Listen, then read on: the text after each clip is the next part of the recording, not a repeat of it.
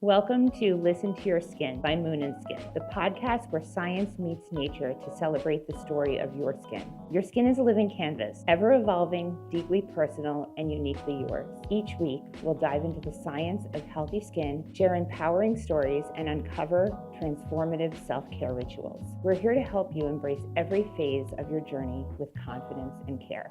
Okay, Jen, we are here today because I need to come clean with my following. Everyone keeps asking me, not everyone, but a significant number of people have asked me about my skincare routine, and I am chuckling because I've had literally no skincare routine. I mean, unless you count tallow, which luckily I met you and you were able to educate me on why I didn't want to use that on my skin.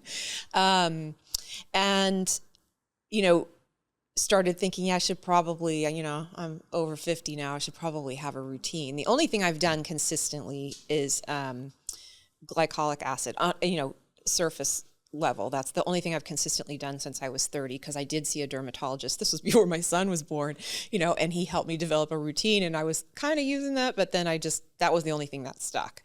And so luckily we met, and I was using the tallow, and it was causing quite a bit of like little bumps, milia here. I noticed when I stopped using it, those kind of went down a little bit. So that was, grateful.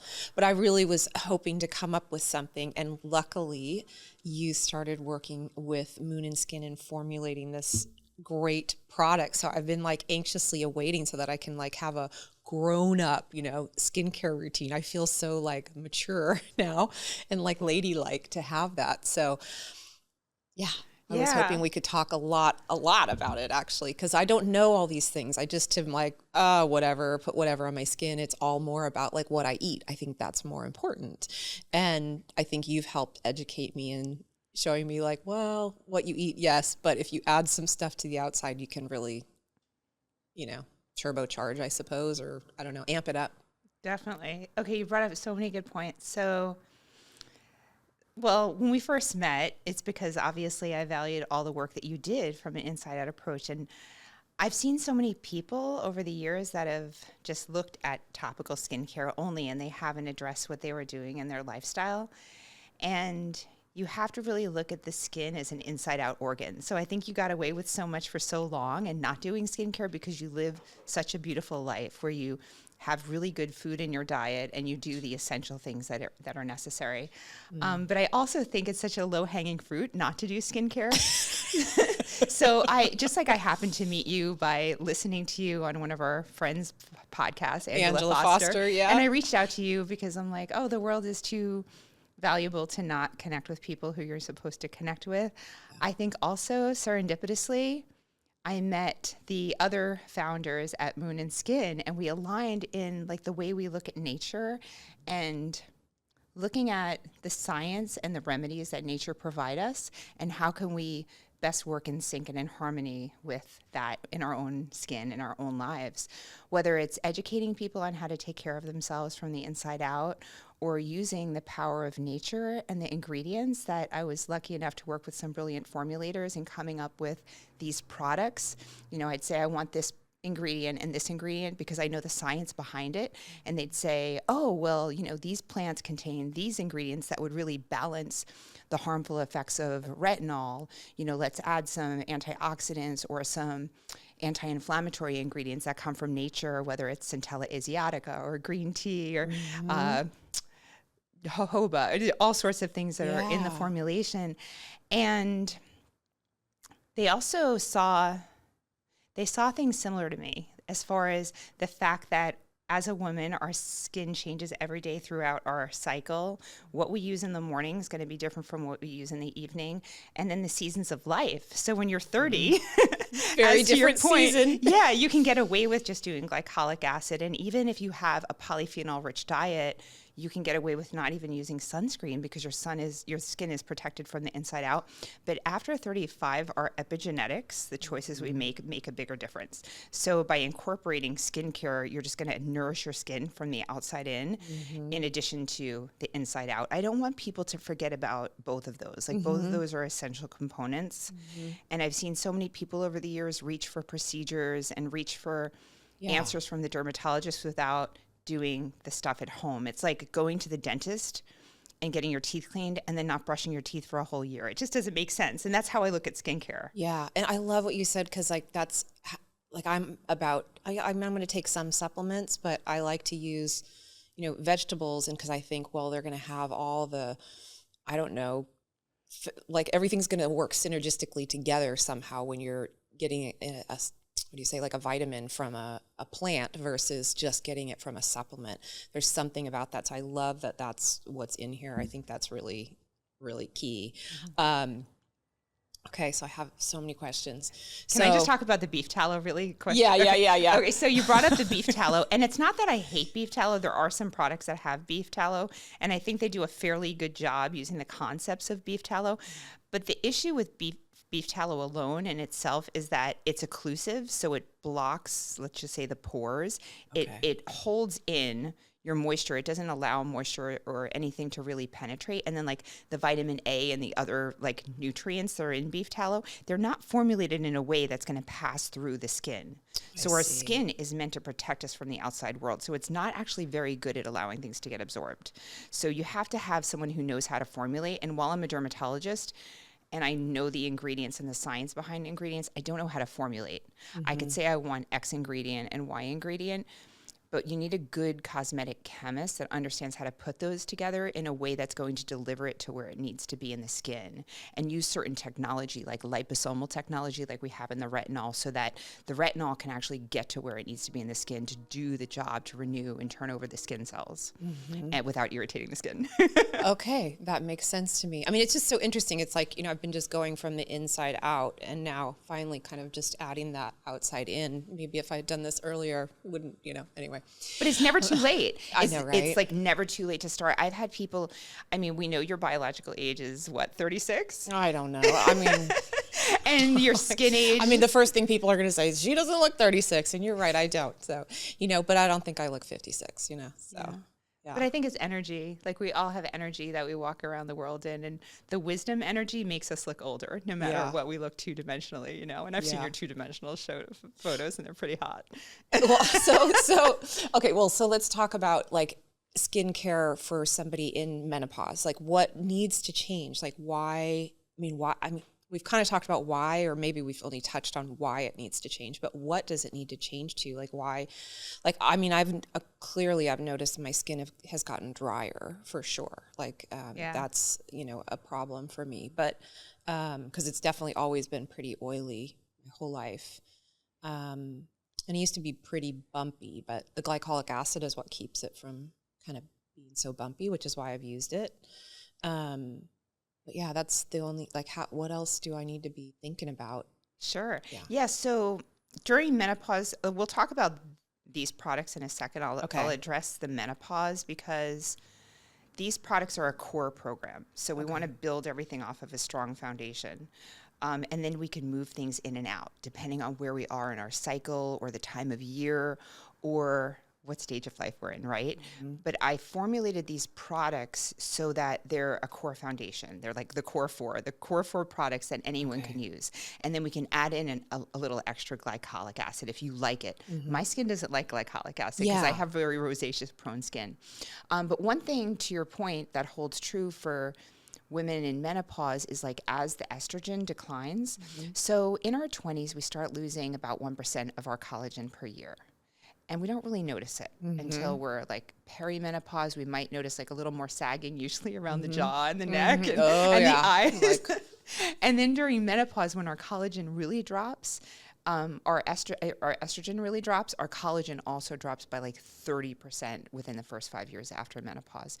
So losing that estrogen, we drop our collagen and our elastic tissue, and then something called GAGs, which are glycosaminoglycans, which are kind of the glue that holds the whole part of our dermis together and makes it supple.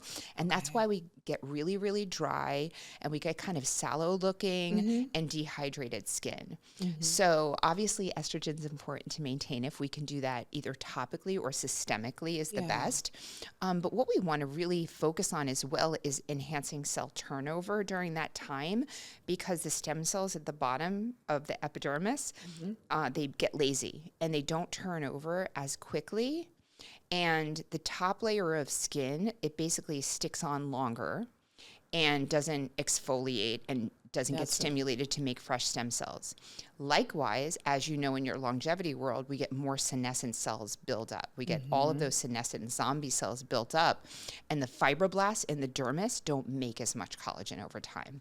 Okay. So these are addressed internally through fasting and all of the other things that you teach your audience. And also topically, we have ways to induce this with the use of retinols to boost collagen, with vitamin C, which is a cofactor in collagen production, with stem cells that can enhance our own stem cells to produce more skin cells, and also just hydration. And actually the moisturizer created by me and the cosmetic chemist with Moon and Skin, the moisturizer has low levels of glycolic acid in it. Oh, cool. Not enough to cause irritation, just enough to loosen up the dead skin cells so that the moisturizer can actually penetrate. Yeah. Because what I see, to your point, a lot of women when they're in menopause or perimenopause, or even in the winter months when it's dry, what will happen is they're just slobbering on like more and more moisturizer all the time, even oil, and it's not getting to the skin to the point where it can hydrate the skin, because the dead skin cells are insulating. The stratum corneum is so thick. Yeah, it's insulating the skin so much that the moisturizer can't even penetrate. So we want to loosen that off without causing irritation so we can get the hydration in there. Okay, that makes sense. They're like, they need to leave the party and they're not. So like senescent cells, it's like, it's time to go, guys. It's time to go. Okay, yeah. I love that. Well, one other question for you, just to follow up with that. So if somebody is lucky enough and smart enough to start bioidentical hormones, does that help maintain, you know, skin health a little longer? I mean, I'd imagine even on bioidentical hormones, you're still going to start seeing some changes. Maybe it slows it down, or like, you know, do we have studies on that yet? Or there's so much we don't know because of the whole women's health initiative and like what actually are people using as hormones? Like, are we using mare urine or are we using bioidentical estradiol? You know, and there's not, I haven't really seen a ton of studies on systemic. That's not my area of expertise, but topically we do with topical estriol, which is sort of like a weak estradiol, but we have estrogen beta receptors that are more prominent in the skin that we do see if someone starts it perimenopausal. Okay. So we could be in perimenopause from 35 to 50. I mean, for 15 years and getting changes at the cellular level that we're not really recognizing at the clinical level or even within ourselves until we look at an old photo or something, right? Yeah, I know. Trust me. I was looking at photos before Reagan was born. I'm like, oh my God, wow, I want that back. But topical estrogen can definitely be used before anybody's in menopause, and it helps with fine lines and wrinkles. It actually helps with pigmentation, which we sometimes thought that it wouldn't because melasma is associated with pigmentation, and it helps with the suppleness. We haven't seen as much improvement with elasticity with the topical estrogen, but I think there's so much more to be seen, and the risks are really low. Like, it's not seen in the blood, so it's worth adding. Yet, a good skincare regimen is going to support all the processes that the skin wants to do to repair itself and to protect itself. So all the time we're doing two things. Number one, we're preventing the breakdown of collagen every day by protecting our skin from UV radiation and pollution, like basically particulate matter or PMs, and environmental toxins from causing free radical damage in the skin. And then we're also trying to boost the natural production of our own collagen, whether it's through collagen peptides, hyaluronic acid, good hydration, protein. Like, I love vegetables, although I find that when people don't have sufficient protein, their skin does not look good because your collagen is made of protein. Yeah, for sure. Lots of pieces. And does just eating collagen protein support that? Or you have to have like all the essential amino acids, right? So you can't just have the collagen protein is what I'm getting at. You probably need to be having some mix of, whey protein, or like somehow getting the balance of those full amino acids, right? You know the answer because we have this conversation. I know. Well, I just want to make sure people know because, I know that there was at one point I was like, oh, I'm just going to have collagen protein because I found I was kind of sensitive to whey protein. And then, the doctor's like, well, that's not a full, like, you're not getting the full coverage. So you need to figure out some other things. So I'm like, okay, I'll add eggs and meat and, you know, a few other things to it, but I can't do the whey protein. So Yeah, I mean, I'm protein forward, and I know you are too. We both experienced and have been vegan for a decade or more, and we've had our own experiences. And you know, the cool thing about these products is most of the ingredients are plant derived. Even the hyaluronic acid is plant derived. The stem cells are plant derived. Okay, cool. So they're Leaping Bunny standards. They're cruelty free and Leaping Bunny standards. Okay, well let's talk about this. So like, we don't have a cleanser. It's coming, right? Yeah, it's a kale protein cleanser. So it's not a soap. Is it going to be green? No, it's not. And you can't drink it. Okay. So the cool thing about the cleanser, and I know we talked about this because you were noticing your skin was a little bit dry. Yeah. So the biggest mistake I see when people say they have dry skin, whether it's their body or it's their face, before I throw a bunch of things at them, I ask them, like, what are you using to cleanse with? Because usually our soap is too drying. So soaps have a surfactant, which basically binds with the oils in our skin. And if it's too harsh, it's stripping the oils from our skin and it's breaking down our skin barrier. So this cleanser, this kale protein cleanser, it's coconut derived surfactants. So there's not coconut oil, which can break out the skin. It's a coconut derived surfactant. So it's a very mild, gentle cleanser. And I've tested it out before I approved it, where it cleanses my makeup off. And I use like micellar water afterwards and an exfoliating cotton round, and I don't have any dirt on it. So I know it's getting the dirt off. Yeah, that's really great. Because I think you had said, like, cleanse your face and then, you know, don't put anything on it and see, you know, and my skin just, you know, tightened, you know, so it was just so tight. It's like I have to rush to get the moisturizer on. So that's like a good sign, right? That your cleanser is a little too drying. 100%. And I'm using a creamy cleanser, so that can still happen with creamy cleansers. Obviously, right? It just depends. I mean, I always say, let me see the ingredient list. It's like nutrition, you know, when it has certain claims on it, I still want to turn it around and I see, you know, corn syrup, or I see artificial color or flavor, like natural flavors. Like, I always want to see the ingredient list. So even if it's a creamy cleanser, it doesn't mean that it doesn't have harsh things added to it, or just something that's not good for your skin type. But you should not feel tight. There should be no burning. There shouldn't be a taut feeling to the skin after you cleanse. It should just feel lighter. Okay, good. And the other thing, because we're on cleanser, I know that you've talked about cleansing twice at night, like, so to get everything off. You know, get the makeup off and then, you know, rinse and then cleanse again. Do you still recommend that too with even the Moon and Skin, or? Yeah, it just depends. So I think you and I are kind of minimalists. Like, we don't wear a lot of makeup. So most of the days I just wear tinted sunscreen and eye makeup, and then I just use the cleanser, and I cleanse for 2 minutes. I like people to apply the cleanser. Ooh, like brushing your teeth. Yeah, exactly. Like brushing your teeth. Flip the timer over. Yeah, so apply the cleanser. I can't wait for you to try it. Apply the cleanser, rub it in with maybe a little bit of water, not so it's dripping. You know, use whatever device you have or just your hands for a full 2 minutes so that the ingredients can penetrate into your skin. But massage your lymphatics and get the product to actually penetrate. Otherwise, like, you're going to love this. So and I've been doing this for years.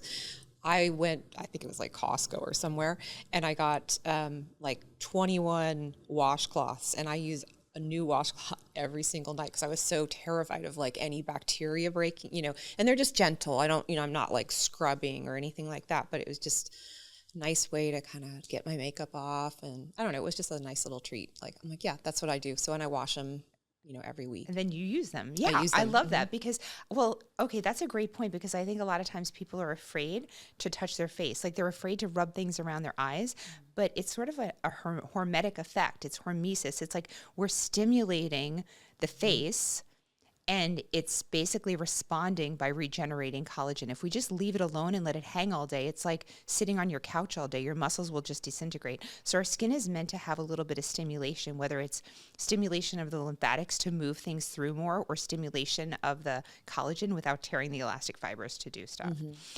But going back to cleansing, so if you don't really wear a lot of makeup, one cleanser is enough. If you wear a lot of makeup, like today, I'll wash twice. Yeah. Okay. Exactly. But otherwise. Then do an oil-based to get the makeup off, and then use an active cleanser with active ingredients that's going to benefit your skin and nourish your skin. Okay. Because a good cleanser put on the skin for 2 minutes is going to nourish the skin. Okay. So the proteins in there do add some nourishment to the skin, Okay. which is what we want. I mean, what I'm kind of realizing now is like, I mean, I just never saw it that way before, but the skin is an organ to be taken care of, just like my heart and my brain. And I'm doing, now I'm like properly supporting this organ. And this is one over half of the way to do it, I suppose, is the topical. Just like our hair. Like we shampoo our hair, we don't expect it to just grow from the inside and it's out. dead. I know. Exactly. And our skin's the alive. amount of money I spend on conditioner. Okay. Looks good. Okay, so then let's talk about after I do that, and I have been playing around with this. I love this stem cell C serum, because the other thing I've learned from you is that when we start applying products, we go from thinnest to thickest. Yes. I love that. I was like, duh. Like that makes so much sense. I just never thought about it like that. So, but I love this vitamin C serum. Because I've only been using it like a week and a half maybe, and I've already noticed just like a brightening to my skin. And I've never used vitamin C serum, so I'm let's take it out. Okay. So I love the way this opens and closes, because I go to the gym, and so I have to carry it back and forth to the gym, and so it stays nice. Wait, you put it on at the gym? After the shower in the gym. Mm-hmm. Okay. Yeah. Okay. Yeah. And that's when you start your day? Yeah, because I'll do the sauna and a shower, and so I do everything there. Not every single day, but like 4 to 5 days a week I'm at the gym. Okay. Yeah. Okay, so let's talk about this. So this is a stem cell vitamin C serum. Okay. There's so many things about this, because I think that 2025 is really important for people to embrace the minimalism. And we talk about this all the time, right? Seriously. So minimalism is what's going to be trending, because we've gone way overboard in the other direction. So more ingredients doing more things in one product, and we have the knowledge and the technology to do that. So first of all, it comes in an airless pump. That's what that means. Okay, well, I just like it because I can travel with it. Look, people, and then you can just... It's really light. It's very lightweight. So hold on, let's get a pump. So it's very lightweight, which I like, because we don't want anything pilling on the skin. Yeah. I love the smell of it. It's like a grapefruit tangerine kind of... It's amazing. It's a weird... So it's very lightweight. So you apply it. So basically, I do 2 to 3 pumps to my face, my neck, and my chest right after cleansing in the morning.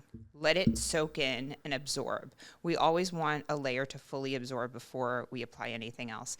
And the reason we want to do vitamin C in the morning is we're working with our circadian clock. So the minute our photoreceptors in our eyes, and we have photoreceptors in our skin, which is actually pretty cool, because if you have the lights on in your room, if you have lights on in your room and you have skin peeking out of the covers, you're not going to be able to sleep, even if you have an eye mask on, because you've got photoreceptors in your skin. Oh, no. How cool there is goes that? my whole... Okay, sorry. That's another I know. Arizona air conditioning, windows open story. Okay. So as soon as our photoreceptors in our eyes and our skin see the light, our body switches all like the metabolic clocks in our body. We have these circadian clocks, and all the enzyme processes are in like protect me mode. So like protect me from UV radiation, protect me from all the environmental insults that we come into contact with, whether it's man-made pollution or, the dust that's coming around with particles in it. And vitamin C is a really potent antioxidant for the skin. And then, so this product also has vitamin E and ferulic acid in it. Okay. So ferulic acid is derived from curcumin, which your audience would like. Yes. So it's natural, and it boosts the activity. Turmeric, people. Turmeric, turmeric, curcumin, ferulic acid, and it helps boost the activity of vitamin C. Okay. And it also has its own antioxidant properties. Now, with vitamin C, traditionally, this is why they're not all created equal. You can't just go to whatever grocery store you want to. I was going to say, so my previous skincare plan was I would just go to Marshall's and like, oh yeah, that looks good, and I'd grab, like, that's what I was doing. Like, that's been my skincare for, I don't know, a decade. That's what most people do, though. Yeah. Like, that's typically what most people do. And I see people come in with bags and bags of grocery, or like bags and bags of bottles that have done them no good. So they might have been $10 products, but there's like 50 of them that have not done them any good. And that's because vitamin C is very, very unstable. And as soon as it hits oxygen or light or heat, it turns from like a clear color. You could see the pump was clear to sort of like an orange and then a brown color because it's become oxidized. So that orange one that I've seen at the grocery store is like oxidized. Yeah, not probably too good for you. Probably doesn't work. Okay. So so that's where the formulation matters. So when you're looking at formulation, you want to get something that's stable and that actually can get to where it needs to be in the skin. Okay. And, as a dermatologist, we're not taught this. I have to learn this stuff over time by working with formulators. So while I know good ingredients, I don't always know how to get them to the skin. So that's where scientists and formulators, we have to collaborate together. Yeah, and you're not talking about just rubbing it on the skin. You're talking about getting it into those first few layers or.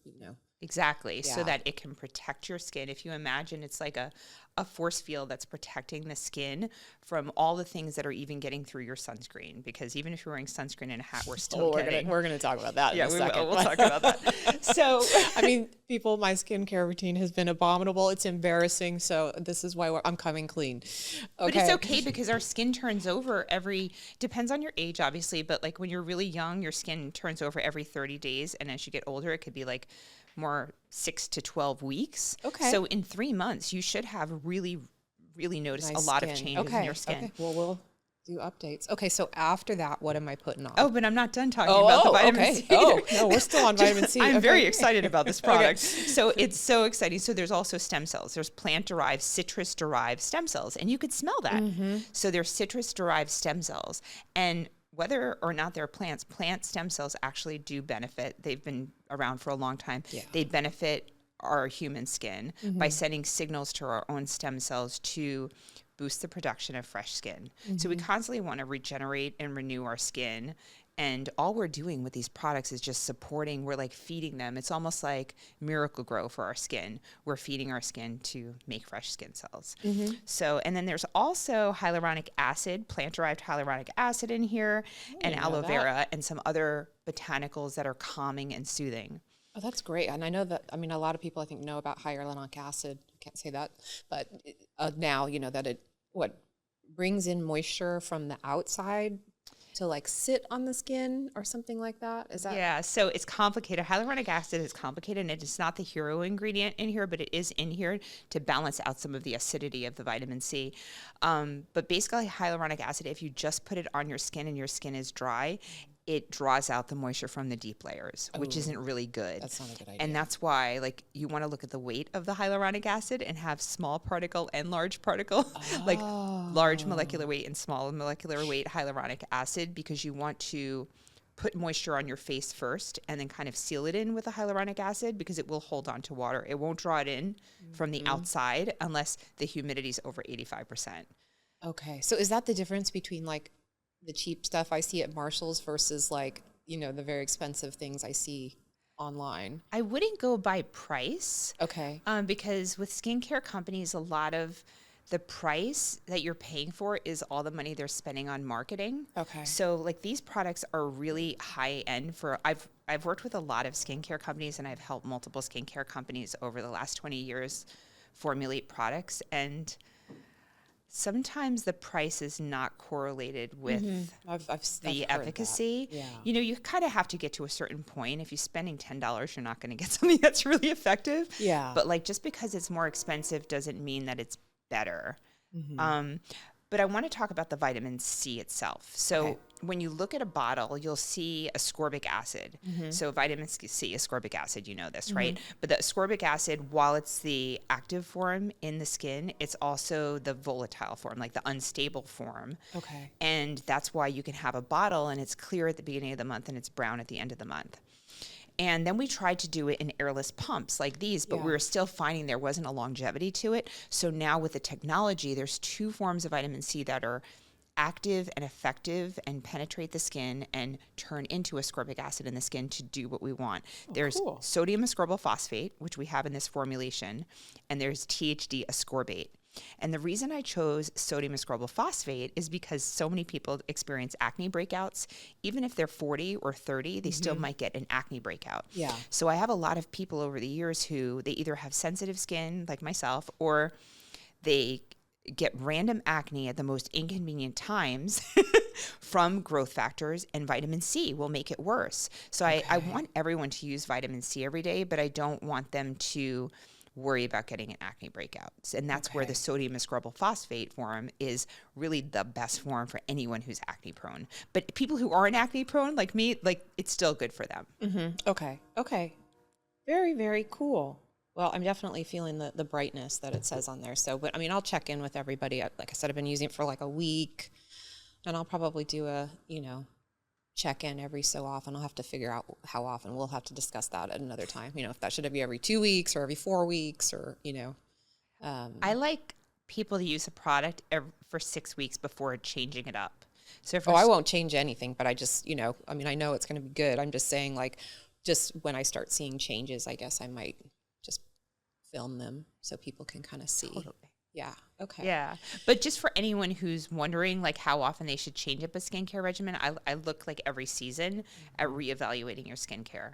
Okay. So you want to give something 6 to 12 weeks, because one of the biggest mistakes I see is that people change it up too quickly and then they just get angry, irritated skin. They don't get efficacy of anything. They're just, they're confusing their skin, right? Yeah. It's like if you go and you eat popcorn and then you eat pizza and then you eat ice cream, like your stomach doesn't feel good, right? Yeah, exactly. Exactly. Well, these better be nice. So after the vitamin C, we're going to go, liposomal retinol serum. So, right, I'm assuming am I only doing this at night, the retinol serum at night? Yes. So during the day, I'm just doing the vitamin C, and then I'm going to do the moisturizer. Yes. And I love this little moisturizer container.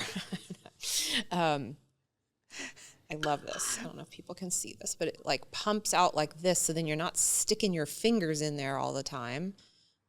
So it keeps, I'm assuming, the thing from getting contaminated.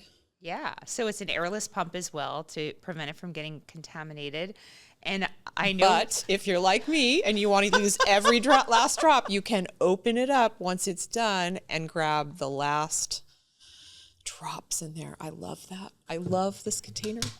I'm like you. I like to get every last drop. Like I'll cut the tubes open and scrape all of it. Like why do we want that to go to waste? So I mean, and when you're at the end, just the way the airless pump works, you should have maybe 1 day left in there, 2 days at the most. Yeah. Okay. And so this is a hyaluronic acid brightening moisturizer is the name. It smells so good. I know. Isn't the smell really good? Yeah. It's really good. So you have hyaluronic acid in here as well. So does it have a little bit more than maybe the vitamin C? Oh, yeah. The vitamin C is just to kind of balance it out. But this is rich in hyaluronic acid. But there's another really cool ingredient in here it's kojic acid, and it comes from reishi mushrooms. Ooh. So it's a reishi mushroom extract that basically produces kojic acid, and the kojic acid is lightening and brightening to the skin. So that's where we're seeing a lot of brightening and lightening of the skin. So it lightens the skin without killing the melanocytes or the pigment cells like something like hydroquinone would do. Mm-hmm. So most people have some sort of an uneven pigmentation after the age of 30. Mm-hmm. Just from a little little things. Yeah. So it's not enough to bleach anyone's skin. It's just enough to lighten it. Mm-hmm. And then there's also science on kojic acid showing that it helps protect the skin. Like it has some chelation effects from particulate matter in the air. So for people who maybe live in New York City or China or high pollution areas. Or anywhere these days. I know. Like right outside here. Yeah, like high pollution areas where it's just protecting us with the chelation effects to help prevent breakdown. And it's hydrating. Yeah, and there's tons of botanicals. There's shea butter, jojoba oil, there's green tea. And then there's the AHA, BHA, and it's only 0.5%. Okay. So like how much glycolic do you normally put on your skin? I think it's a 10%. Okay. 10%, yeah. And the strength varies depending on the pH level of the topical, so they're not all related. They're not all equal. Like you can't just say 10% is stronger than 5%.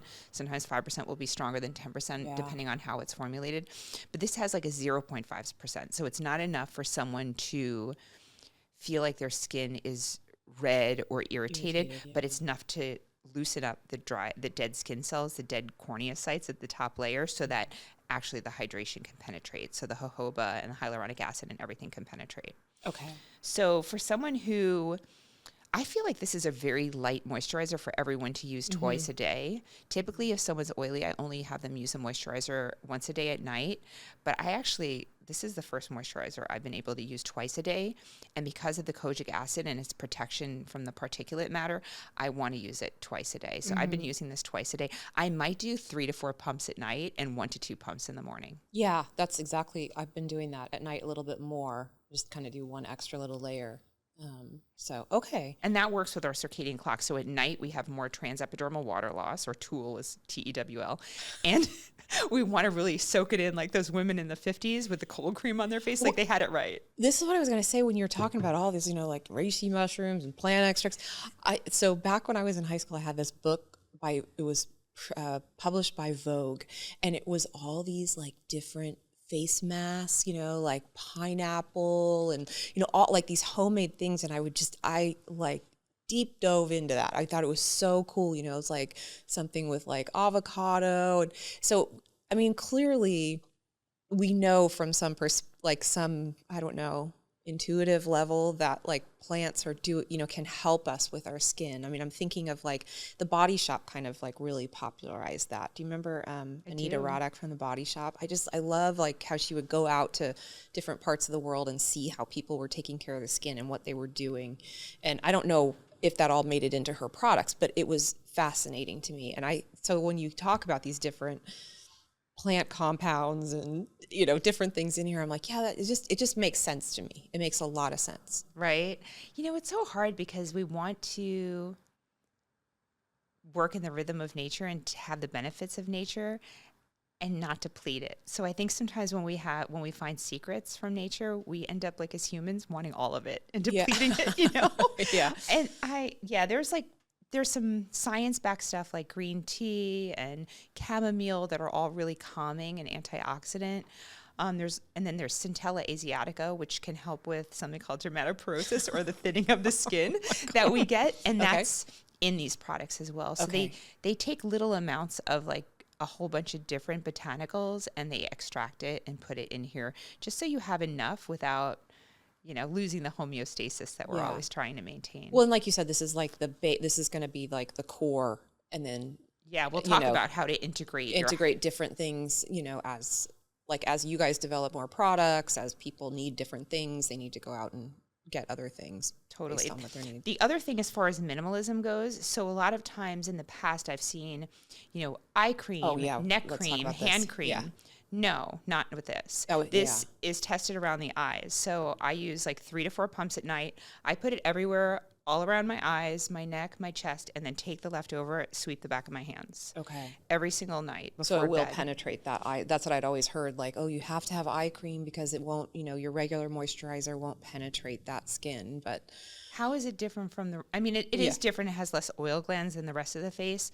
So sometimes we need more hydration, but we really need to make sure something's tested around the eyes just to make sure it's safe. We're not putting it in our eyes, but we're making sure it's safe around the eyes. So this product is safe around the eyes. So it's just like, how many less steps are we saving? We're saving a step of doing growth factors or stem cells in the morning. We're saving another step of not using an eye cream, not using a neck cream by having like multiple ingredients in one product. Well, and let's talk about the environment. That's just that much less packaging that, we're throwing away or recycling or whatever, so. Okay. So that was like thickest to thinnest in the morning, but thickest to thinnest at night. Are we using? No, we're not using the vitamin C at night. I'm using the retinol and then the moisturizer. Okay, I don't want to talk about the night until we talk about sunscreen, Julie. Oh God. All right, so people, I'm coming clean. I don't use sunscreen. I never really have. It makes me break out, and but I will. I went to Hawaii, and I will use it like if I'm in the sun, like if I'm going to go hiking. Okay, like that I photo will. You sent me was ridiculous, though. That was way too much sunscreen. Well, I know because I had already gotten sunburn because I didn't use it the day before.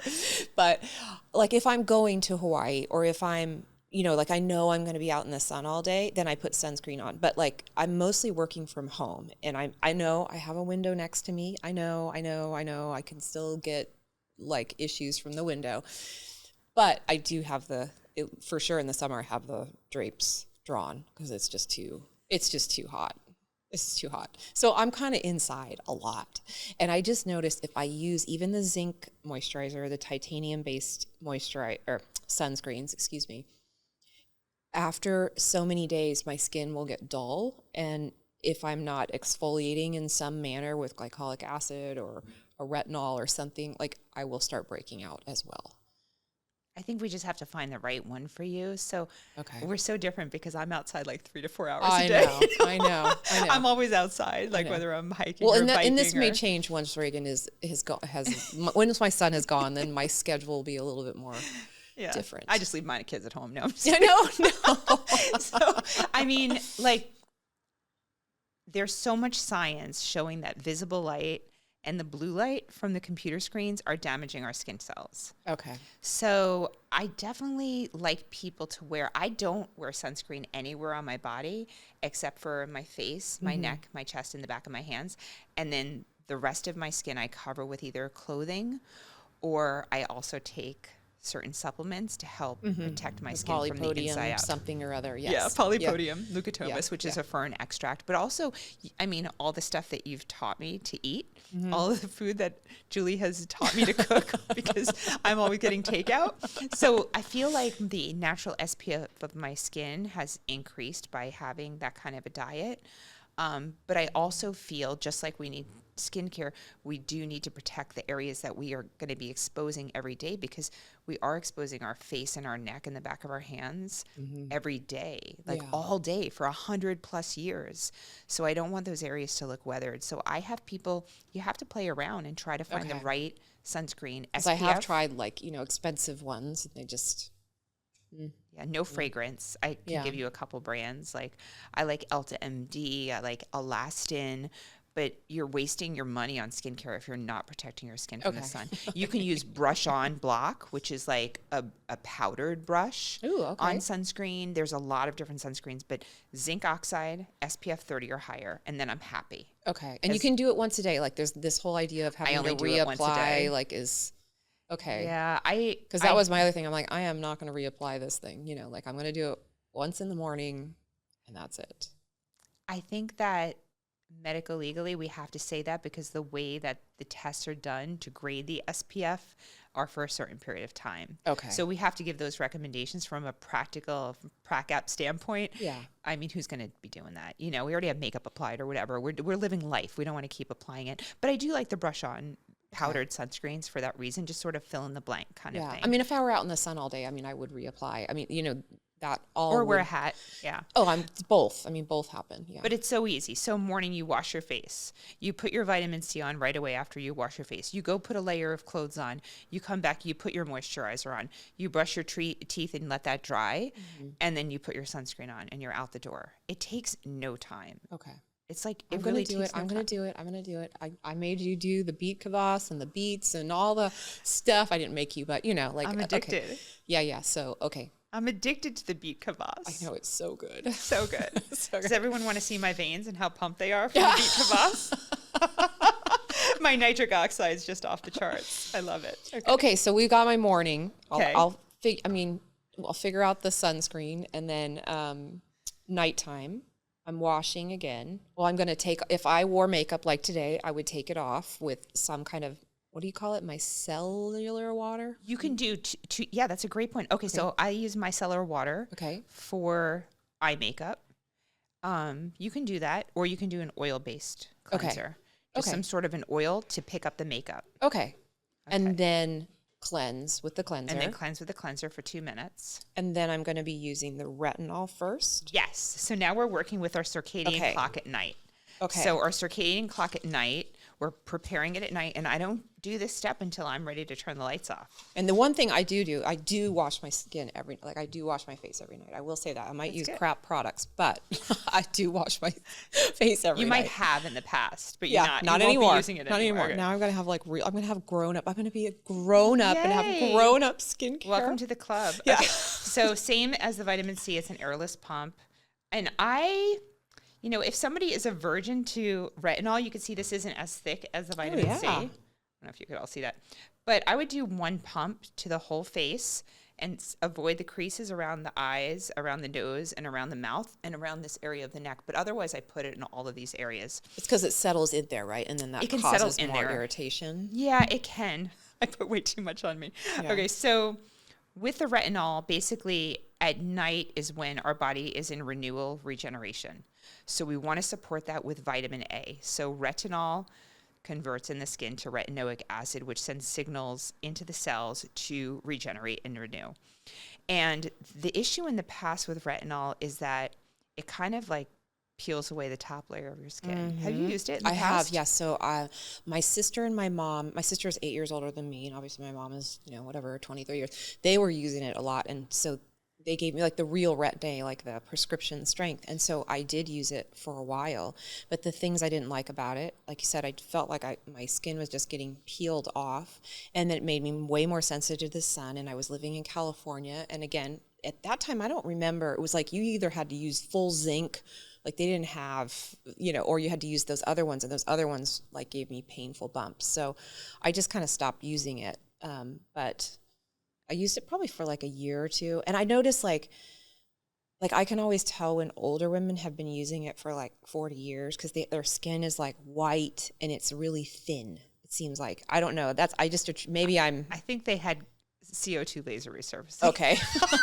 But it just looks wrong. Something looks too thin. Not from retinol. Okay. No, retinol. I mean, Retin-A, I guess, is like the prescription one. So prescription Retin-A is the name brand for tretinoin or retinoic acid. Thank you. So retinol converts into retinoic acid in the skin. Okay. It goes through one other stage before that into retinaldehyde, but retinaldehyde isn't absorbed very well topically. So that's why most people use retinol. So retinol is weaker than prescription strength. It's weaker than prescription strength tretinoin or Retin-A or whatever name brand. There's hundreds of name brands out there. Yet it's more tolerable. So the closer you get to the end point, the more irritating it can be for the skin. Like for me, I just peel. I look like I'm peeling all the time. I would just get red and, and I made the mistake of putting it in here, which is how I knew not to do that. Yeah. So, yeah. Okay. But it's also the most scientifically studied ingredient since the 1970s. And I'll just call them retinoids. So with retinol and other retinoids, basically they turn over skin cells, they help stimulate collagen formation, they reverse sun damage. So just say someone's in their 30s, 40s, or 50s, they're like, oh, I've never done anything and now I want to do something. Retinol's the thing to do because while it's not trending on TikTok and it's not as sexy as other things, it's because it's boring because it works. Like it's like an no one's everyday talking about thing, too. chicken, maybe some things, but like, because it's like, we know it's a good protein and it like, it's just, we know it works. It's not a trend that's going to go anywhere. It's just getting it to be tolerated by people without having the irritation. And that's where the formulation matters. So I found a cosmetic chemist that can make a liposomal technology.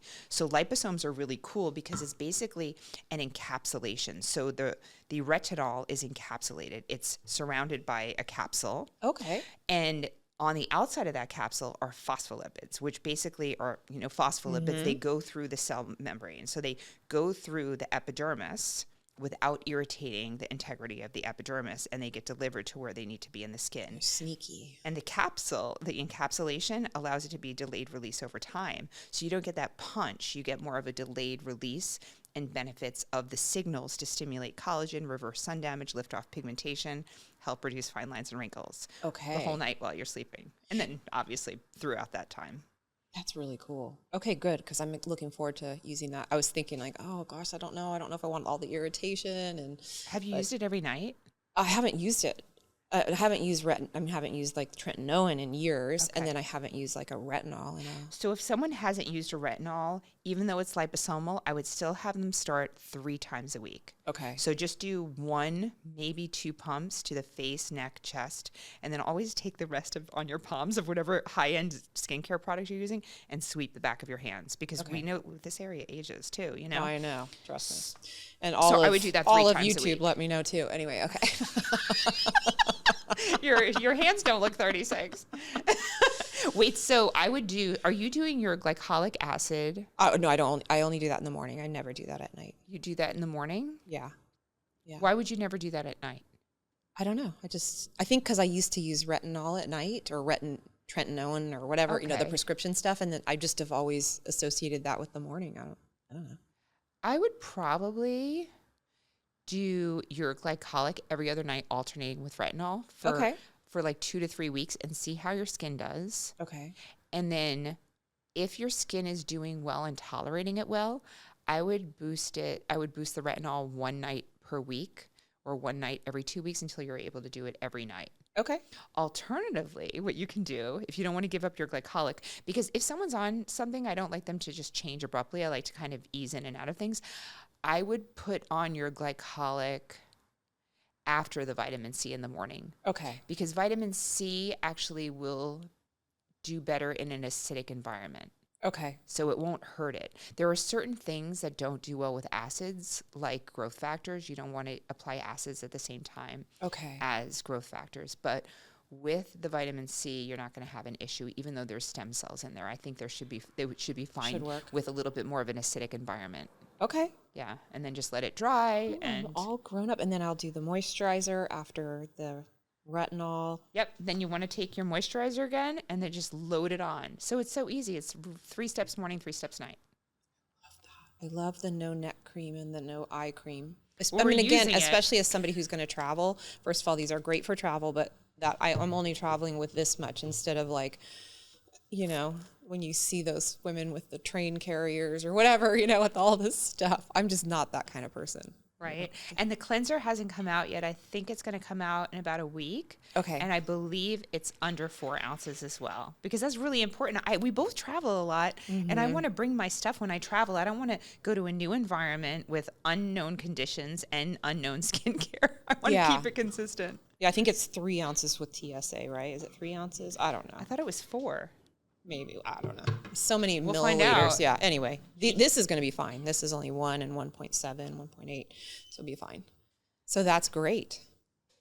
Let me think if there's anything that I forgot. Okay. So the retinol is liposomal technology. Other cool things about the retinol that they were able to formulate in is it also has low levels of hyaluronic acid. So it kind of, it doesn't feel burning on your skin or Not drying on your skin. It has that sort of, like that, I don't want to call it the glycerin-like feel, but you know what I'm talking about. Yeah. It has just sort of a soft feel. And then there's also the green tea. There's propolis in it. And then there's that antioxidant complex with the chamomile, the cucumber, then centella, asiatica in there. And then there's also a little bit of jojoba oil. Okay. It's not enough to make anyone greasy, but just enough to keep it balanced and lightweight, which I like. Love it. Super elegant. It. So what I'm going to do is, I don't know. I have to figure out some way. I want to almost like do like weekly face updates and pictures and stuff for people. I have had just so you know, so keeping you guys on your toes, I did have my face age tested, which came out at 54, which wasn't so great. I'm 56, so, and it had a lot to do with my eye area. So we'll see if I can lower my face age according to this, and I'll make sure everyone knows whatever. It was in the dermatologist's office. Right. So I'll figure out what that. I think it was one of those machines. It was the it was a machine. It was some kind of machine. I put my chin on it, and it gave and there is some serious sun damage going on underneath. Photo stuff. Yeah, if you saw that, you'd be like, "Yep." I have it too. Use your sunscreen. I haven't had my age tested though, but I had that looked at years ago, and I was like. Yeah, it's all pushed below though because I've been using so much skin. But I mean, we both grew up in an age where it was trendy to be tan. I was a swimmer. I mean, I was in the pool every day. I was 29 when sunscreen came out. I'm like, why would anyone want to use that? I purposely want to get a tan. Like the only reason I go in the sun is to get baby oil and then the foil. 100%. Yeah. But it's never too late. Like it's never too late. We're all like human. Well, anyway, so we do have some scientific way of figuring this out, but I'm also just going to kind of go by like some pictures and just come up with some weekly way of testing this. And I mean, I'm sure it's going to be great because it's definitely better than tallow and stuff I'm getting at Marshall's. So anyway, you're like the perfect person to start with, right? But the thing is like, I don't want anyone to think that we want them to hamper their lives. Like we live really full lives. We go outside every day. We clearly, I tell you this all the time, how I grew up in like a poor family and I didn't have anything besides iceberg lettuce and canned peas until I was like 25. And in college, I lived off of alcohol and Fiber One cereal and apples. And like, here we are today. Like, we're doing the best we can. And that's like all everybody We won't talk can about do. my past, trust me. But you can definitely turn things around. Yeah, we can turn things around, you Yeah. know, and like, it's definitely more fun when you have a friend to do it with. Yeah, for sure. Awesome. Thank you so much. Thank you. Love you. Love you too. This is going to be fun. Bye, everyone. Bye, bye, bye. Thank you for joining us on Listen to Your Skin by Moon and Skin. It's an honor to be part of your skincare journey. And if you love this episode, make sure to subscribe, leave us a glowing review, and share it with someone who's passionate about their skincare journey. And please connect with us on social to ask your questions, which will drive future educational episodes.